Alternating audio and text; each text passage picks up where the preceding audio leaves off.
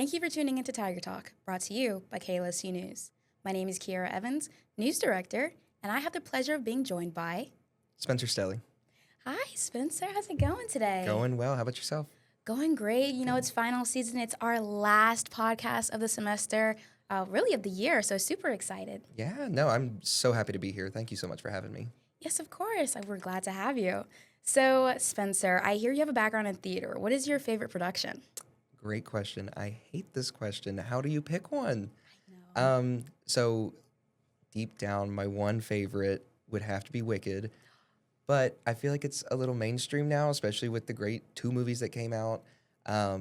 It still always has such a special place in my heart, though. It was my first musical that I ever saw and listened to. Really? So it's always going to be my favorite. But aside from that, I would have to probably say The Hunchback of Notre Dame has a great soundtrack.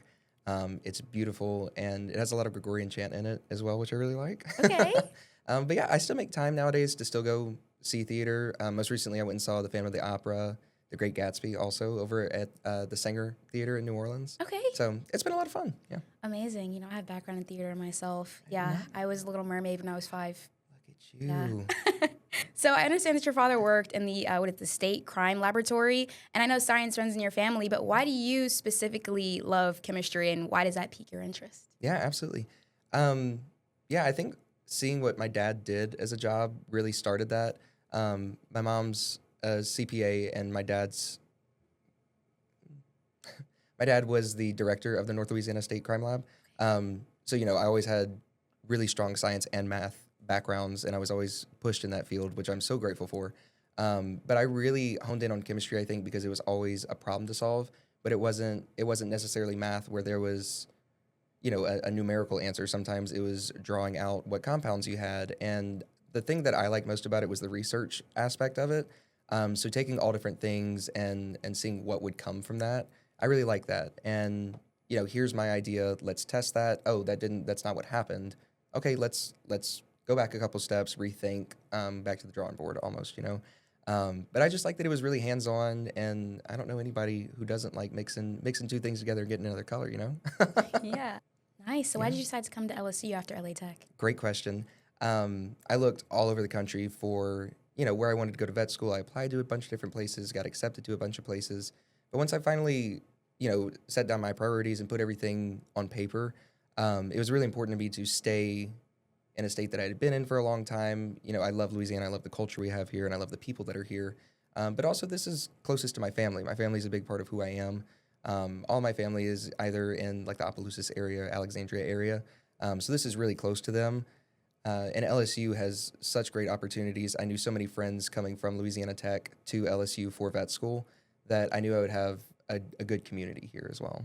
Yeah, you plan on staying here after you graduate vet school? I do plan on staying in Louisiana, yes. Really? Yeah. I really like, rural GP, ER medicine. And staying in Louisiana would be wonderful, but I'm open to practicing wherever, be that big city, small city,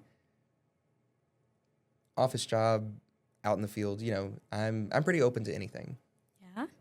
So I heard that you graduated summa cum laude. Yes. That's very nice. Oh, So thank how you. do I you appreciate that. tackle the pressure of being such a high-achieving student and feeling like all the eyes are on you? Yeah, great question. Thank you. I have found that I perform really well under that high pressure, which I think is why I like veterinary medicine so much. But yeah, just always, always pushing myself to be better than I was the day before, I feel like plays a lot into that. And always making time to make sure to decompress and realize that, my grades aren't who I am, and this degree isn't who I am. And, getting my doctorate of veterinary medicine, it's amazing. And it's been a long dream, but it's not who I am as a person. And that's my career. So I think really taking time to separate all the things that you do, but still being a person. You can spend 8 hours a day at your job, working your 9 to 5, but as long as you have that support system at home and you have time to step away and still be Spencer at the end of the day, I think is what really allows me to recharge and, hit the next day hard. Yeah, and speaking of at home, it's the most important question of it all. You have a dog. I do, yes. Yeah, so can you tell us about Miller? Of course I can. Miller is my handsome little boy. Miller's my best friend. He's about to turn 4 here in May. Well, it is May now. So he's going to turn 4 this month.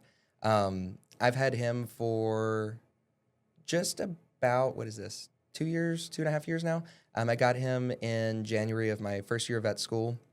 He actually, he was brought into the clinic that I worked at over the summer back home in Alexandria by one of the veterinary technicians that work there. They'd found him out in their yard. And so I kind of almost, you could say, fostered him that summer. He would come home with me a lot after work, and he'd play with the other dogs that we had at home, and he would sleep in my bed with me. And, we just bonded a lot. And then when it was time to go back to school, to undergrad, I couldn't have a dog. I'd signed a lease on a house. No pets, and I knew that I was going to be combining my junior and senior year of chemistry into one. I didn't think that I could handle all of that stress and give him the life that he needed as a puppy. So we did end up having somebody else adopt him from that clinic. And they contacted me in my first year. I always thought about him, whatever happened to Miller. And they contacted me in January of my first year and asked, it just wasn't really working with them. They had kids and everything. And they wanted to make sure that he had the best life as well. So they reached out to me, and it's like I got my little kid back, So it was full circle. I got him back, and he has never been happier. He loves sitting on the couch. He follows me everywhere. We go and do everything together. If I'm not with Miller, I'm probably at school, if I had to guess. Yeah. But yeah, anytime I'm not at that school, I'm probably hanging out with Miller on a walk or a drive down River Road with the windows down, or just hanging out with my little guy. Yeah, I totally get that. I had to leave my two little beagles at home, unfortunately. Yeah. But speaking of Miller, how does he influence your veterinary career? Does he in any way? Yeah, absolutely. I will say, I think it's kind of funny now. It depends on what rotation I'm on almost in school. So I've had like anesthesia, oncology, internal medicine. Right now I'm on neurology. And so right now in neurology, I'll go home and like do a neuro exam on him, be like, are you okay? I need to, like taking care of him, overprotective almost. But no, I think that he encourages me to make sure that it's always at the forefront of my mind that I need to treat every patient like they're my own. So I try to look for Miller in each patient, and every dog has a different personality. That every cat does, every horse does, every pig does. I mean, animals are their own beings. And so really being able to look at every patient that I have and say, okay, how would I treat this patient if this was Miller? How would I go about doing this procedure if this was Miller? How would I talk to these people's owners if they were Miller's owners?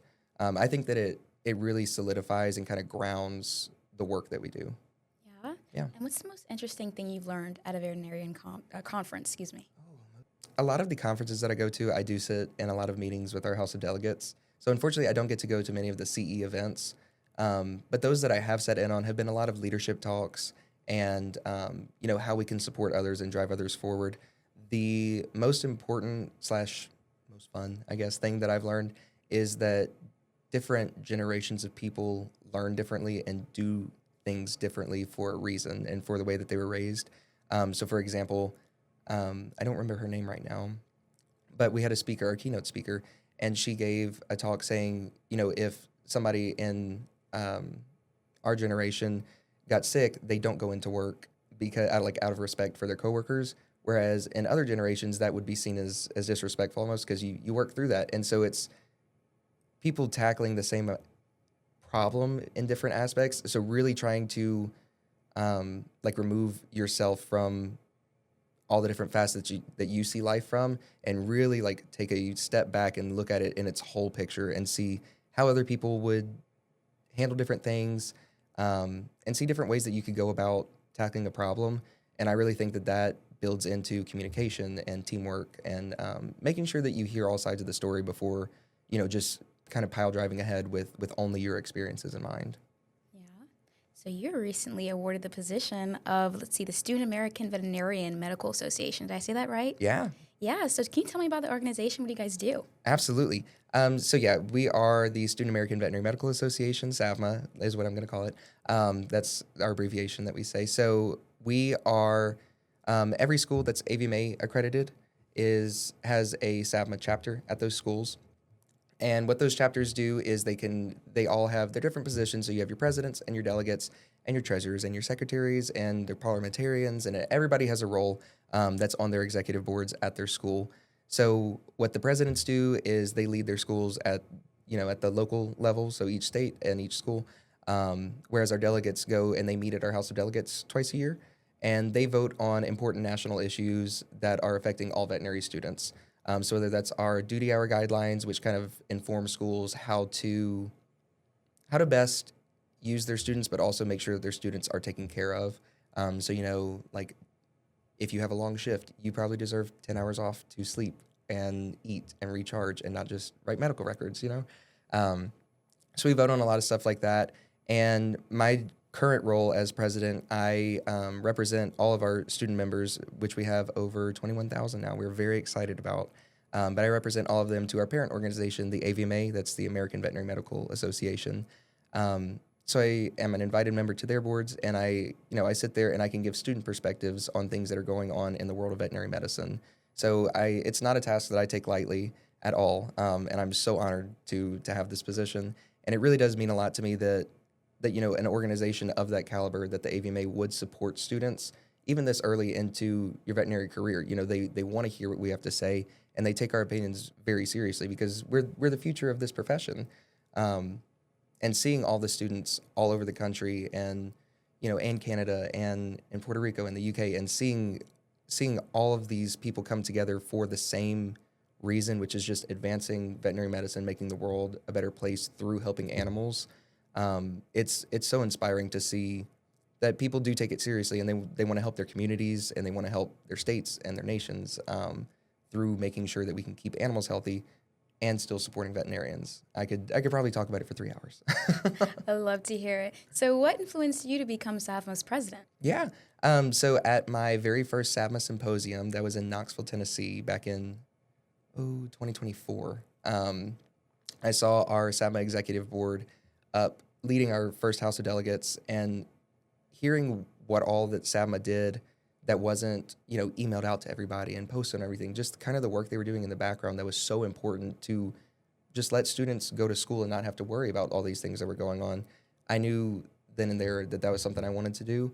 And it really opened up my field of view for what I wanted to do as a veterinarian, and kind of do some work in the background to, protect veterinary jobs, to protect students, basically to make it easier enough to where students can go to school and worry about being students and not have to worry about the issues that are almost being handled for them, but still with them as a part of the conversation.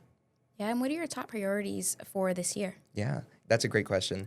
My top priorities, I'm huge on transparency and communication. I think that all students everywhere deserve to know what SAVMA is doing for them and what the AVMA is doing for them. And SAVMA and the AVMA and all the AVMA family do a great job of communicating with the students and, letting them know that they are supported and here's what's going on in the world. So transparency is big. I'm huge on student advocacy, so I want to continue fighting for students. They have a lot going on. They're learning how to be doctors. They still have patients in the hospital while they're going home and studying and going to these conferences, and they have massive debt loads as well. So in addition to all of this, you have sometimes hundreds of thousands of dollars of debt to become a doctor. I mean, it's not a light thing. So anything that I can do to make that easier, I want to be an advocate for that. I think that the VPA is a very serious thing that students need to be educated in, and veterinarians everywhere need to be educated in, because I really think that it's one of the biggest harms to this field that we've seen in a while. It's a position that, while the need is there, we have people that can fill this position. We have our veterinary technicians, we have our assistants, we have our credentialed veterinary technicians that if we could use them to the most of their capabilities, we would be set. These are very, very, very highly trained individuals. They have the credentials. They know what they're doing. Why don't we allow them to be used to their highest potential instead of making this new position that's right in the middle, that has less education than a veterinarian? I would even say less education than a veterinary technician, and allowing them to perform minor procedures, and work underneath a veterinarian but still use their license. It's not a position that we need, and it's harmful to the profession as a whole. I don't think it's harmful for patients, it's harmful for veterinarians, it's harmful for pet owners, and it's going to be harmful for our communities. I see. So do you foresee any events or workshops coming to LSU's campus? Yeah, so LSU has a very active SAVMA chapter. We're always hosting, dog washes or hanging out at our Great Rover Road run, which is sponsored by Hills. we're always doing so many different things. SABMA does a wellness week. We do a One Health week, professional development week. We're always doing things to really help our students grow. And that, of course, our dog washes and our puppy adoptions, goat yoga. We're always doing something with animals, of course. But we really like making sure that our students are well incorporated. Yeah. Love to see it. Love to see it. Do you have any ideas for, the new upcoming semester? What you guys might like to do, something different? See, I would probably need to talk with our local SABMA chapter, see what they have going on, see what's kind of brewing. They've been putting on some really great events lately, so I know whatever they do, it's going to be great. They never cease to amaze me. Love to hear it. Love to hear it. So what challenges do you expect to face this year? Yeah, absolutely. I would say, in SABMA, taking SABMA and that approach, I would say, trying to balance, again, me being a person and me being a student and as well as SABMA president, finding that balance. I'm still trying to fine tune that. And I think that's something that a lot of people can relate to in their daily lives, and that's, even if you're a mom and a CEO of a business and an employee and, you have all these different things going on, and trying to balance that and still make time for yourself and your relationships and your friends and things that you have. I think that's going to be pretty difficult, but I would say my biggest challenge is I just want to represent the students properly. I want to make sure that what I say comes across clearly and as what they want. So I think that's for SABMA. For me personally, I need to pass this NAVLE. That's our licensing exam. So I need to pass my boards, figure out where I'm going to work. And yeah, I would say my biggest challenge, again, probably goes back to making the time to just make sure that I'm still being Spencer. I'm still hanging out with my friends and doing what I love. I love that. Yeah. I love that. So my last question for you is, what piece of advice would you give to aspiring vets out there? Oh, this is great. This kind of goes back to what I had said before. I would say to aspiring vets, absolutely do it. It is a dream profession. You can do absolutely anything with this degree. We protect the food supply. We protect our communities with preventative medicine. I think it's incredible that we can live with animals in our house and we don't have disease outbreak everywhere, and that's because of veterinarians. The food that you eat every day is there on your table because of veterinarians. The fact that all of our communities stay healthy from endemic and global diseases is because of veterinarians. So we have a very important role, not only in the community and with the work that you do with your patients that you see, but also with the world as a whole. We do protect the one health of the environment plus people plus animals. The biggest advice that I would give, though, still is that this is a job, it's a career, and that it doesn't define who you are. You have to define, who you are and what you like and what your beliefs are and what you stand up for, and this is for your career, and that your career is not who you are, and that you are still allowed to be a person. Wonderful. That was amazing. Oh, thank you. My goodness, you've been a great interviewee. I've loved this conversation. I mean, I almost want to become a vet now. Hey, come on down. Yeah. Come on down. Yes. Forget this broadcast degree. Yeah. Everybody just go be vets. We'll take you at the vet school. Yes, I would love it. I would love it. Well, thank you for coming on. Yeah. And thank you guys for tuning in to Tiger Talk, our last one of the semester. Please look out for new episodes of Tiger Talk next semester in the fall. We'd love to have you.